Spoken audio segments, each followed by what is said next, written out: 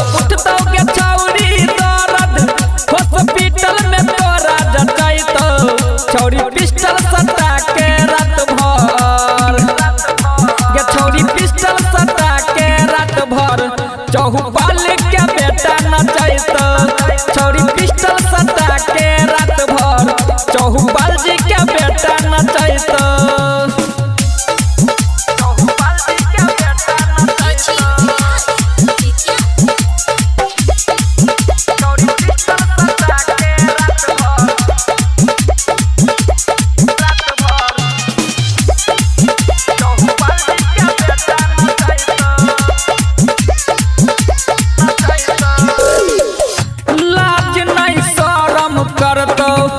लोटा से पानी के भरतौ चोली के साइज छौरी दिन पर दिन के बढ़तौ बुझ गेली ना लाज नहीं शरम करतौ लोटा से पानी के भरतौ चोली के साइज छौरी दिन पर दिन के बढ़तौ छौरी लिहा नहीं के तू टेंशन लगा भोरे से तोहर खिंचेतो छौरी पिस्टल सटा के रात भर चहुपाल जी के बेटा नचेतो ये छौरी पिस्टल सटा के रात भर चहुपाल के बेटा नचैतो।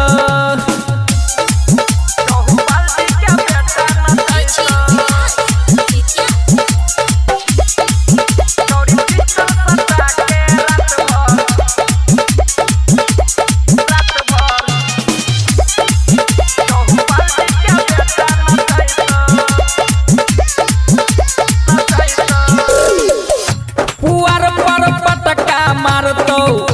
कमर पर झटका मारतौ डीजे पर भूजी खूटा तोरा जमीन पर गारतौ बच के रहिया पुआर पर पटका मारतौ कमर पर झटका मारतौ डीजे पर भूजी खूटा तोरा जमीन पर गारतौ